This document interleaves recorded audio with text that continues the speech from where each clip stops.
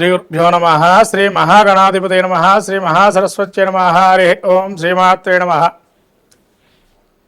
మనకు ఈ విశ్వావసునామ సంవత్సరంలో ముఖ్యంగా శని మార్చి 29న మీన రాశిలో సంచారం జరిగింది. ఈ 29వ తారీఖు సంచారం జరిగిన తర్వాత మళ్ళీ వక్రగమనంతో రేపు జూలై 13వ తారీఖు నుంచి మనకు వక్రగమనంలో శని సంచారం చేస్తున్నారు. ఇలా వక్రగమనం సంచారం జరుగుతున్న సమయానికి ముందరే అంటే ఇంకొక నెల ఉండంగానే మనకు అనేక వైపరీత్యాలు జరిగాయి. దానిలో అంతర్భాగంగా విమానయాన ప్రమాదము, అట్లానే విపరీతమైనటువంటి జన నష్టము, ప్రాణ నష్టము, యుద్ధ భీతులు జరుగుతున్నాయి. అంటే ఎప్పుడైనా శని వక్రగమనం జరిగినా లేదా శని ఇంకో రాశించి మారుతున్నప్పుడు సమయంలో కనీసంగా ఆయన ఇంపాక్ట్ అనేది ఒక 6 నెలలు 3 నెలలు ముందు నుంచే ప్రారంభమవుతుంది. మినిమం 6 నెలలు కానీ 3 నెలల ముందు నుంచి ప్రారంభమవుతుంది. వ్యక్తిగత జాతకంలోనైనా కూడా తన యొక్క జన్మ జాతకంలో అయినా కనీసం ఒక 3 నెలల నుంచే ప్రారంభమవుతుంది.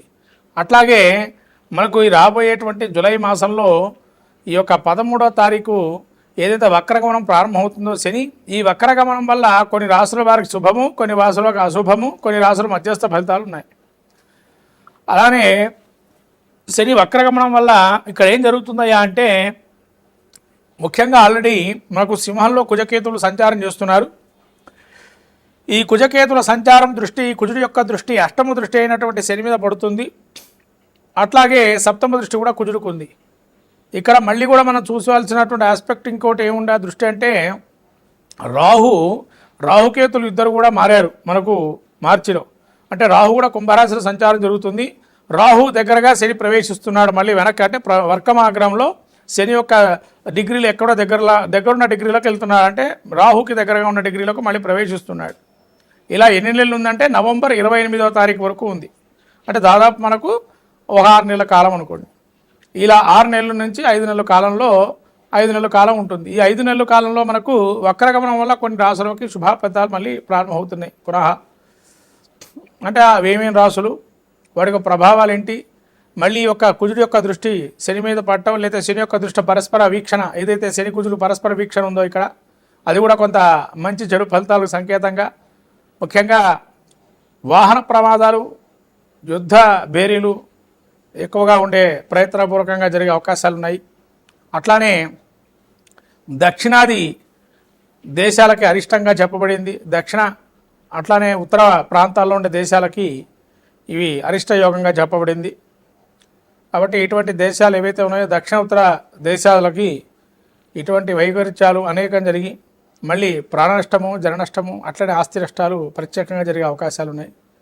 కాబట్టి చాలా జాగ్రత్తగా ఈ వక్రగమనం అనేటువంటి శని ఏదైతే ఉందో కొంతమందికి ఆరోగ్య నష్టము, కొందరు ధన నష్టము, కొందరు ప్రాణ సంకటము, కొంతమందికి మంచి శుభయోగాలు కూడా జరుగుతాయి. శుభయోగం ఏం జరుగుతుందయ్యా, చెడు అయితే చెప్పారు. శుభాలు ఏంటంటే నూతనమైనటువంటి కార్యక్రమాలు ఏవైతే ఉంటాయో స్థిరాస్తి వివాదాలు కానీ, భూ తగాదాలు కానీ, భూ సమస్యలు కానీ, సెటిల్మెంట్స్ కార్యక్రమాలు కానీ, తర్వాత వీటికి సంబంధించి ఏవైతే ఉంటాయో అవన్నీ సఫలీకృతమయ్యే అవకాశాలు ఉన్నాయి. అంటే భూ సమస్యలు పరిష్కారం అవుతాయి. అలానే మీ అంతర్గతంగా కావచ్చు, బహిర్గతంగా ఉండే శత్రుమూర్తులు ఎవరైతే శత్రువులను భావన చేసేవాళ్ళు ఓటమిని అంగీకరించి పాదాక్రాంతం కావటం అటువంటి జరిగే అవకాశాలు వ్యక్తిగతంలో కావచ్చు, దేశగోచారంలో కానీ కొంతవరకు ఈ యొక్క పరిస్థితులు ఏర్పడుతున్నాయి. అట్లానే విమాన ప్రమాదాలు మీకు ఏవైతే జరిగినాయో అది లోగడ వీడియో, మనం కొన్ని వీడియోలు ఏవైతే ఉన్నాయో నేను చేసిన ఉగాది సంబంధించినవి దానిలో చెప్పబడింది కూడా. చిరకాల ప్రత్యర్థితో మనం పోట్లాటలు ఏవైతే ఉన్నాయో అవి జరుగుతాయని చెప్పి, అట్లనే విమానయాన సంబంధమైన ప్రమాదాలు ఎక్కువగా జరుగుతాయని ఇది మార్చి నెలలోనే, మార్చికి పూర్వం మార్చి నెలలో మనం చెప్పబడింది. శని రాహువులు ఒకటే రాశిలో సంచారం చేస్తున్నప్పుడు ఇలా వైమానిక ప్రమాదాలు ఇవన్నీ జరుగుతాయని చెప్పి, ఇది జరగటానికి కూడా కారణం ఏంటంటే రాహు శని వాయు ప్రమాదాలు ఎక్కువ జరిగే అవకాశాలు ఉంటాయని మాకు గురువులు విద్యాబోధన చేసేటువంటి వారు ఆ సమయంలో మాకు చెప్పబడింది. కాబట్టి ఇవాళ అది జ్ఞప్తికి వచ్చి ఆ యొక్క పరిజ్ఞానం మేరకు శని రాహువుల యొక్క వైమానిక వాయు ప్రమాదాలు ఉంటాయని చెప్పి చెప్పబడింది. అలానే వాయు కాలుష్యం వల్ల కొందరికి అనారోగ్య సూచనలు కూడా వచ్చాయి. ఇవి రెండు కూడా శని రాహుల యొక్క కలయిక ఎప్పుడైతే మార్చి నెలలో జరిగిందో వాటి యొక్క ఉన్నతి ఈ విధంగా జరిగింది. ఇప్పుడు మనము ద్వాదశ రాశుల యొక్క వక్రగమనంలో ఏ విధంగా ఉంటాయో చెప్పబోతున్నాను. శ్రద్ధగా ఆ ద్వాదశ రాశి యొక్క ఫలితాలని ప్రతి ఒక్క రాశి వారు ఏ విధంగా పరిష్కారం చేసుకోవాలో మార్గాలు చెప్తాను. ద్వాదశ రాశి వారి యొక్క ఫలితాలు చెప్పబోతున్నాను, శ్రద్ధగా వినండి. మిథున రాశి వారికి యొక్క శని వక్రగమనం ఏ విధంగా ఉండబోతుంది? మరి ఈ శని వీరికి వక్రిస్తూ ఏ స్థానానికి వక్రింపుతో ఉంటున్నారు అని అంటే వీరికి పూర్వరాశి అయినటువంటి అంటే ఇదివరకు పూర్వమైనటువంటి 9వ స్థాన ఫలితాలు వస్తాయి. ఏమిటా ఫలితాలంటే శోకం రోగం మహాదుఃఖం క్వచిత్ ద్రవ్యం క్వచిత్ సుఖం స్వధారం సుసుతం క్లేశం నోమస్తో శనిర్దిశేత్. అంటే ఏదైనా కూడా అనేకమైన ఏదైనా రోగము కానీ మానసికమైన రోగం కూడా ఉండొచ్చు. లేదైనా తన మానసికంగా రోగం అంటే నాకు ఇవాళ రోగం ఉంది అనుకుంటే రోగం, ఇవాళ నాకు భయం ఉందంటే భయం, నాకు ఉత్పాదం భయం వేస్తుందంటే భయం వేస్తున్నట్టుగానే ఉంటుంది. ఆ విధంగా కొంతవరకు ఇబ్బందులు కలిగే అవకాశం. తర్వాత సర్వ విధములైనట్లు కష్టములు అంటే కష్టములు అనేక రకాలు ఉంటాయి. కొంతమంది ఉద్యోగం లేక ఇబ్బంది పడుతుంటారు, కొంత ఉద్యోగం లేక ఇబ్బంది పడుతుంటారు. కొంతమంది అన్నీ ఉన్నా కూడా నాకు ఎవరూ లేరని ఒక ఇబ్బంది మనస్సులో కించిత్తు ఉంటుంది. అలా కించిత్తు ఇబ్బంది పడే అవకాశం. అట్లనే డబ్బు నష్టం కూడా జరిగే అవకాశం ఉంటుంది. కొంతవరకు డబ్బు నష్టం, ధన నష్టం అయ్యే అవకాశం ఉంటుంది. అట్లా సుఖ నష్టం అంటే ఏంటంటే ఇప్పటివరకు మంచి లగ్జరియస్ లైఫ్ గడిపినటువంటి వారు కొంతమంది ఉంటారు. ఒక్కసారిగా లైఫ్ నుంచి కొన్ని ఇబ్బందులు వచ్చి బయటకు వచ్చేస్తారు.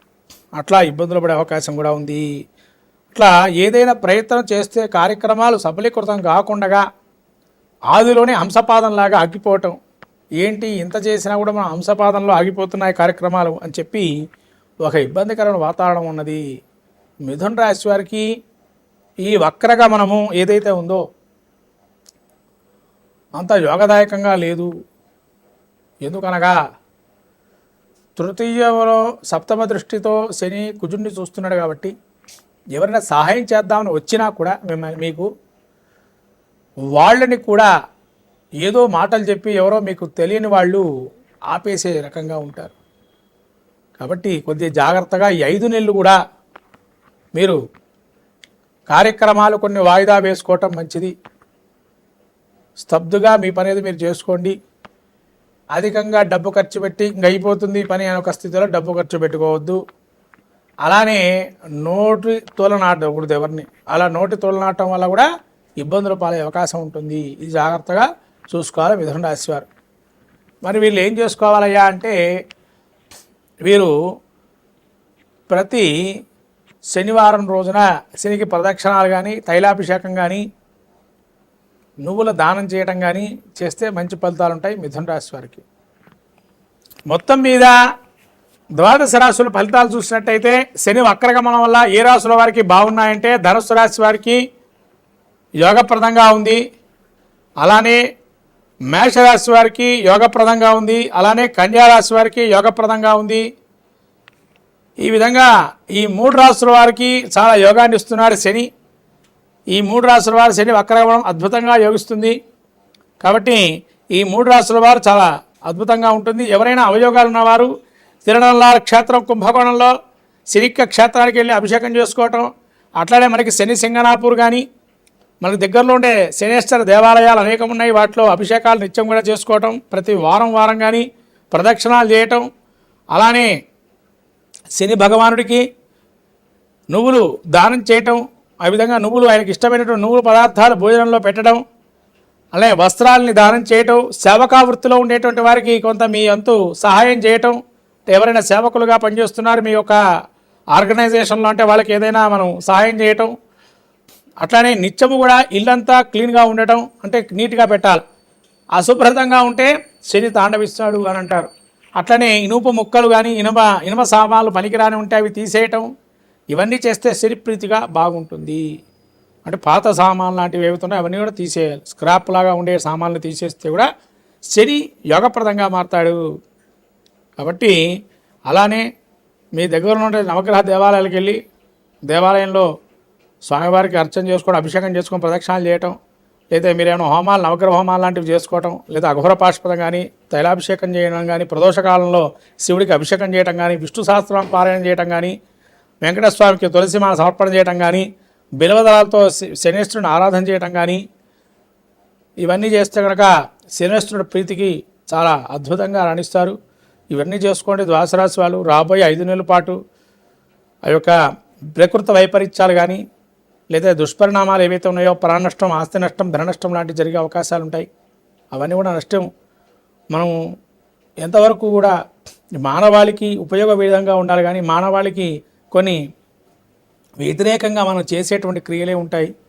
ఎందుకంటే మనం చెట్లు సరిగ్గా పెంచడం లేదు, వాటి వల్ల ప్రకృతి వైపరీత్యాలు రావటం, మానవ తప్పిదాలు కూడా కొన్ని ఉండటం, ఇవన్నీ కూడా సహజంగా ఆ యొక్క కలిగి పురుషుడు యొక్క ప్రభావంతో జరుగుతుంటాయి. కాబట్టి ఇవన్నీ కూడా మనం ఏదైనా అర్చన, అభిషేకాదులు, హోమాదులతోని ఏం చేయగలుగుతామయ్యా, ఇన్ని చేసినా మాకు ఇంతే అనుకున్నా కూడా ఎప్పుడు భయపడకండి. ఇవి చేసుకోవటం వల్ల రాబోయే విపత్తుల నుంచి మీరు కొంతవరకు బయటపడే అవకాశం ఉంటుంది. అది గమనించండి. అందరూ కూడా భక్తులందరూ కూడా భక్తులుగా ఉండేటువంటి వారు, నిత్యం కూడా భగవంతు ఆరాధన చేసేవారు గుర్తుపెట్టుకోండి.